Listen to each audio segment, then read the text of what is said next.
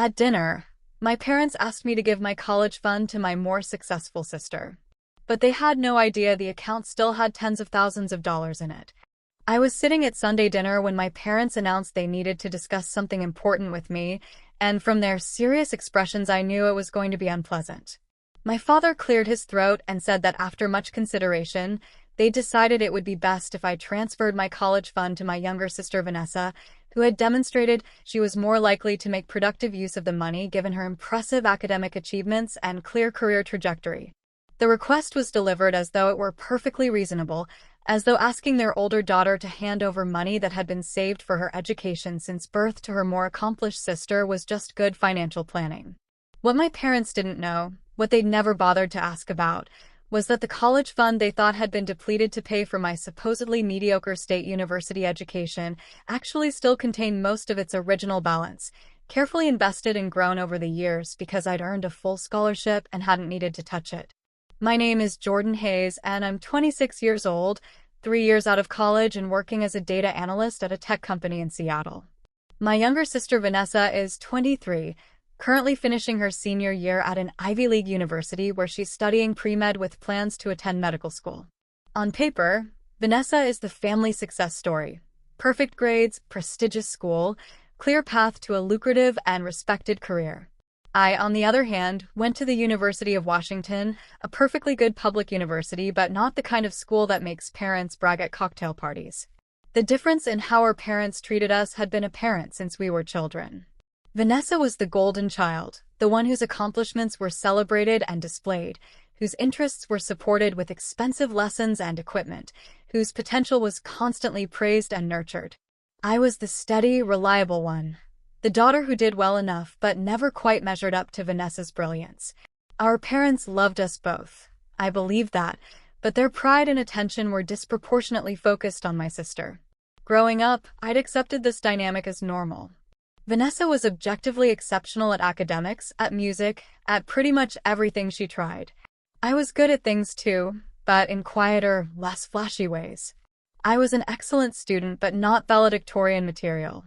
I played sports but wasn't a star. I had friends but wasn't popular. I was solid and dependable in a family that valued spectacular and impressive. When it came time for college, I'd applied to several schools, including some prestigious private universities. I was accepted to a few, including a competitive liberal arts college that would have cost nearly $60,000 a year. My parents had sat me down and explained that while they had college funds for both Vanessa and me, they needed to be strategic about how they allocated resources. Vanessa would likely get into top-tier schools and would need significant funding for both undergraduate and medical school. They suggested I consider more affordable options so that money would be available for Vanessa's longer educational journey. I'd been hurt but had tried to understand their reasoning. They framed it as being practical and fair to both daughters, ensuring both of us could get educated without the family going into debt. So I'd chosen the University of Washington, a respected state school where tuition was manageable.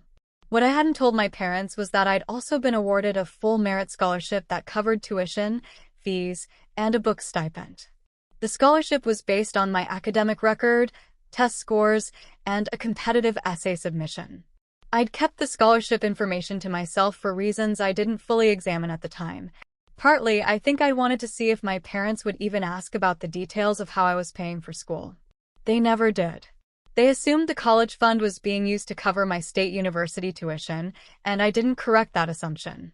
I'd worked part-time throughout college to cover living expenses, graduated with no debt, and had left the college fund essentially untouched. After graduation, I'd gotten a job at a tech company in Seattle, starting as a junior analyst and working my way up to a senior analyst position with a good salary and solid benefits.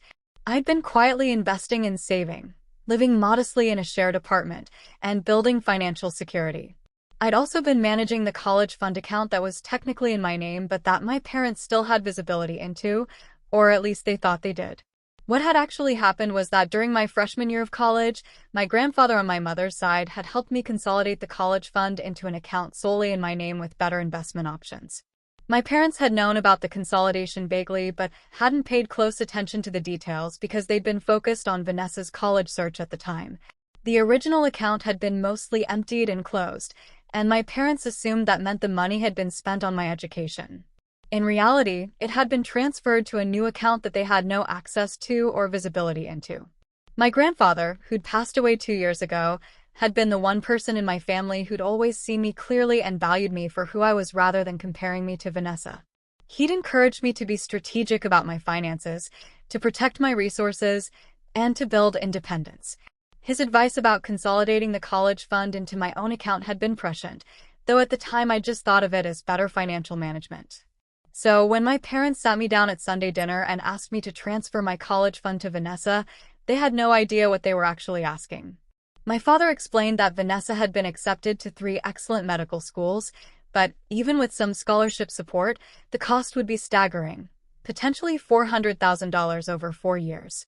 My mother added that since I'd already completed my education and was working, it seemed logical to redirect my college fund toward Vanessa's continued schooling, which would ultimately benefit the whole family when she became a successful physician. I asked carefully how much they thought was in my college fund. My father said he wasn't sure exactly, but assumed there couldn't be much left after 4 years of university expenses, maybe a few $1,000s. Even that small amount would help with Vanessa's first-year expenses, he said. My mother added that it was really more about the principle of family members supporting each other and recognizing where resources could be most effectively utilized. I took a breath and made a decision. The college fund isn't empty, I said calmly. It has about $47,000 in it, plus the investment growth over the years. Both my parents stared at me in confusion. My father said that was impossible. I'd gone to school for 4 years, tuition and expenses would have depleted the account. I explained about the scholarship, about how I'd been awarded full tuition coverage and had worked to pay for living expenses, about how the college fund had sat largely untouched and had been growing through conservative investments over the past 8 years. The silence that followed was heavy. My mother finally asked why I'd never told them about the scholarship. I said honestly that I'd wanted to see if they'd ask, if they'd show interest in the details of my education beyond confirming I was enrolled somewhere affordable. I said I'd been hurt that they'd automatically assumed I'd need to attend a cheaper school to preserve resources for Vanessa without ever considering that I might be capable of earning merit-based support. My father's expression hardened. He said my deception was inexcusable, that by hiding the scholarship and letting them believe the college fund was being spent, I'd prevented them from making informed financial decisions for the family. My mother said I'd been selfish and dishonest, prioritizing my own financial situation over family transparency. I felt anger rising in me, the accumulated resentment of years of being the lesser daughter, the one whose accomplishments were downplayed, whose potential was underestimated. I said that I'd earned that scholarship through my own academic achievement, that I'd worked hard throughout college while Vanessa had her expenses fully covered by their financial support, that I'd built my career and financial stability without asking them for anything. The college fund that bore my name had my name on it because it was meant for my education, and I'd used it wisely by preserving it while paying for school through other means. Vanessa, who'd been silent through this exchange, finally spoke up. She said she didn't feel comfortable taking money from my college fund, that she appreciated our parents trying to help, but that she'd figure out medical school financing on her own. She looked embarrassed by the whole situation. My parents ignored her. My father said that legally, while the account might be in my name now, it had been established by them for educational purposes, and morally I had an obligation to use it in ways that aligned with the family's collective interests. Since I'd already received my education, the most appropriate use would be supporting Vanessa's continued education.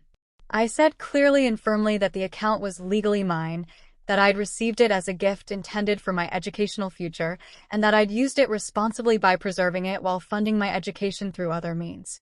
What I did with that money now was my decision, and I wasn't going to simply hand it over because they'd decided Vanessa's education was more important than mine had been. My mother said I was being vindictive and proving that I'd always been jealous of Vanessa. I responded that I wasn't jealous of my sister. I was frustrated with parents who'd spent my entire life making it clear they valued her more than me, who'd never bothered to ask about my achievements or challenges, who'd assumed I was less capable and less worthy of investment. The dinner ended badly, with my parents angry and disappointed, Vanessa uncomfortable and apologetic, and me feeling both empowered for standing up for myself and guilty for creating family conflict. I left their house and drove back to Seattle feeling shaky but also oddly liberated. Over the next week, My parents called and emailed multiple times trying different approaches. My father tried logic, explaining detailed calculations of medical school costs and expected returns on investment in Vanessa's education. My mother tried emotion, saying she was heartbroken that I couldn't see the importance of helping my sister and supporting family. Both tried guilt, suggesting that my grandfather would be disappointed in my selfishness since he'd always valued family. That last argument was particularly ironic since my grandfather had been the one who'd helped me protect the college fund in the first place. He'd understood, even if my parents didn't, that being family didn't mean the more accomplished child got all the resources while the steady, reliable child got overlooked and taken for granted. I didn't respond to most of their messages. I needed time to think about what I actually wanted to do with the money and how I wanted to proceed with my family relationships. The college fund had been sitting in an investment account earning modest returns, but I hadn't had a specific plan for it beyond general financial security. About 2 weeks after the disastrous dinner, Vanessa called me directly. She apologized for our parents' behavior and for the awkward position she'd been put in. She said she'd had no idea they were planning to ask me for my college fund and that she'd told them she wasn't comfortable with the request. She said she'd applied for various scholarships and loans and would figure out a way to finance medical school without taking money that rightfully belonged to me. I appreciated Vanessa's call and her recognition that the request had been inappropriate. We'd never been particularly close as sisters, partly because of the different ways our parents treated us, but I'd never resented Vanessa herself for being accomplished. I asked her honestly if she'd known about the disparity and how our parents supported our respective educations. Vanessa was quiet for a moment, then said yes, she'd been aware. She said she'd always felt guilty about it, that she'd known she was the favored child and that it wasn't fair, but she'd also been afraid to challenge our parents' favoritism because she benefited from it. She said watching them pressure me to give up my college fund had made her realize how toxic the family dynamic had become and that she needed to establish more independence from their expectations and financial support. This conversation with Vanessa was the most honest we'd ever been with each other. I told her I'd consider helping with her medical school expenses if she wanted, but it would be my choice based on our relationship, not something I did because our parents demanded it or because I felt obligated. Vanessa said she appreciated that, but that she needed to figure out her own path financially rather than relying on family money that came with strings attached. After talking with Vanessa, I spent time thinking about what I actually wanted. The college fund represented different things. It was money meant for my education that I'd been wise enough to preserve. It was leverage in a family dynamic where I'd always been undervalued. It was financial security and independence. And it was also a test of whether my family could recognize my worth beyond Vanessa's shadow. I decided to use the money in ways that were meaningful to me and that honored what my grandfather had hoped for me. I donated $10,000 to a scholarship fund at the University of Washington specifically for students pursuing careers in data science and analytics, fields that were often overlooked compared to more prestigious paths like medicine or law. I invested another $20,000 into a diversified portfolio for long-term growth. I kept the remaining amount liquid for emergencies and opportunities. I also sent my parents a letter explaining my decision. I told them I'd chosen to use the college fund for purposes that aligned with my values and goals. I explained that I'd been hurt by years of being compared unfavorably to Vanessa, by having my accomplishments minimized, by being seen as the practical, affordable daughter while Vanessa was the investment-worthy one. I said I loved them but needed them to understand that supporting one child's dreams while expecting the other to be grateful for the scraps wasn't fair or healthy. I told them I was willing to work on our relationship if they could acknowledge how their treatment of me had been damaging and commit to valuing both their daughters equally. But I wouldn't be giving my college fund to Vanessa or anyone else, and I needed them to respect that boundary. My parents' response was not what I'd hoped for. My father sent a brief email saying he was disappointed in my selfishness and that I was damaging family relationships over money. My mother called and cried, saying she'd always loved both her daughters equally and couldn't understand why I was rewriting history to paint myself as a victim. Neither of them acknowledged the specific examples I'd given of disparate treatment or showed any willingness to examine their own behavior.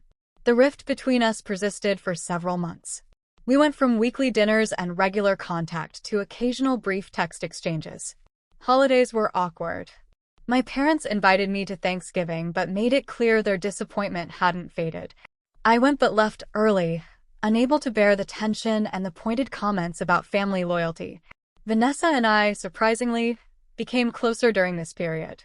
She'd taken steps to establish financial independence from our parents, taking out loans for medical school and getting a part-time research position that helped with expenses. She'd also started therapy to work through her own issues with our family dynamics, recognizing that being the golden child had come with its own burdens and unrealistic expectations. About 8 months after the college fund confrontation, my mother called with news that felt like a turning point. She said she and my father had been seeing a family therapist, initially to discuss their confusion about why I was so angry, but the therapist had helped them start recognizing patterns in how they'd treated Vanessa and me differently. My mother said the therapist had asked them to make lists of my accomplishments and Vanessa's accomplishments, and they'd realized they could barely fill a page for me while Vanessa's list was extensive, not because I'd accomplished less but because they'd paid less attention to my achievements. My mother said they were beginning to understand how their focus on Vanessa had made me feel invisible and undervalued. She didn't quite apologize directly, but she acknowledged that they needed to work on seeing and celebrating both daughters more equitably. She asked if I'd be willing to attend a family therapy session with them. I agreed, cautiously hopeful. The therapy session was difficult but productive. With a neutral third party present, my parents couldn't dismiss or minimize my experiences as easily. The therapist asked them to reflect on specific examples I gave of times I'd needed support or recognition and hadn't received it, the scholarship I'd earned that they never asked about, the promotion at work they'd barely acknowledged while throwing Vanessa a party for making Dean's List, the times I'd invited them to visit Seattle, and they'd said they were too busy but then drove hours to attend Vanessa's events. My father struggled with the session, defensive and uncomfortable with being called out on his behavior. But my mother showed more openness to hearing how her actions had affected me. By the end of the session, both parents agreed to work on being more mindful about how they engaged with both daughters and to make effort to understand and value my life and accomplishments on their own terms rather than only in comparison to Vanessa's different path. The healing process has been slow and imperfect. My parents have made efforts to show more interest in my life, asking about my work projects and friends and hobbies in ways they never did before. They've acknowledged, though not as fully as I'd like, that they were wrong to ask for my college fund and that their justification revealed problematic assumptions about my worth versus Vanessa's. I've made efforts too, trying to be more open about my life and to give them opportunities to be supportive parents. It's been awkward at times, like we're all learning new roles and dynamics, but there's been progress. Vanessa finished her first year of medical school successfully, funding it through loans and her research work. She's thriving academically, but also developing an identity separate from being the perfect daughter our parents expected her to be. We talk regularly now, sometimes about family dynamics, sometimes just about our lives and experiences. The college fund money I kept has continued to grow through careful investment. I used some of it as a down payment on a small condo in Seattle, my first real estate purchase, and a step toward building wealth. The scholarship fund I established at my university has supported 3 students so far, helping them pursue careers in data science without the financial stress I could have experienced if I hadn't earned my own scholarship. Looking back, I can see that my parents' request to give my college fund to Vanessa was a catalyst for necessary confrontations and changes in our family. If I'd simply complied, if I'd handed over the money to keep the peace, the underlying issues of favoritism and unequal treatment would have continued unchallenged. By refusing and by articulating why I was hurt and angry, I forced a reckoning that was painful but ultimately healthier than continuing with a dysfunctional dynamic. My parents told me to give my college fund to my more successful sister, operating from assumptions that I'd use the money for my lesser education at a state school, and that whatever remained should go to supporting Vanessa's more impressive medical school journey. They didn't know the account wasn't empty because they'd never asked about my scholarship or shown interest in the details of how I'd funded my education. They didn't know I'd been strategic and independent in managing my finances because they'd never seen me as capable of that kind of planning.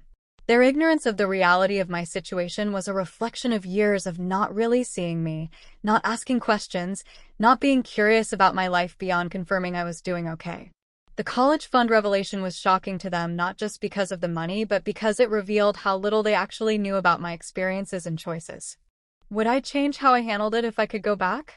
Maybe I would have told them about the scholarship earlier, created an opportunity for them to celebrate that achievement. But I also think there was value in the way events actually unfolded, in them having to confront the consequences of their inattention and their assumptions.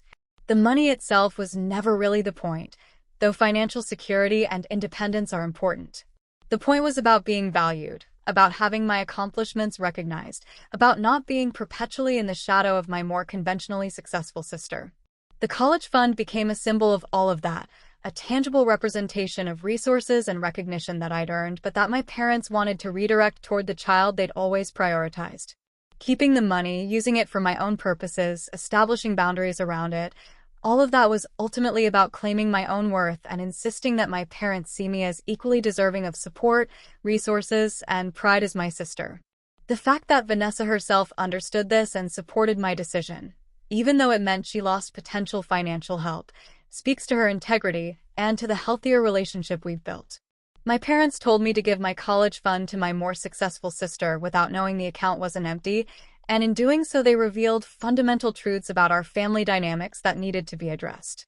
The confrontation was painful, the estrangement was difficult, but the eventual growth and change that came from it has been worth the discomfort. We're not a perfect family, and the favoritism I experienced growing up has left lasting impacts, but we're more honest now, more aware, and more intentional about trying to value both daughters for who they actually are rather than who our parents thought we should be.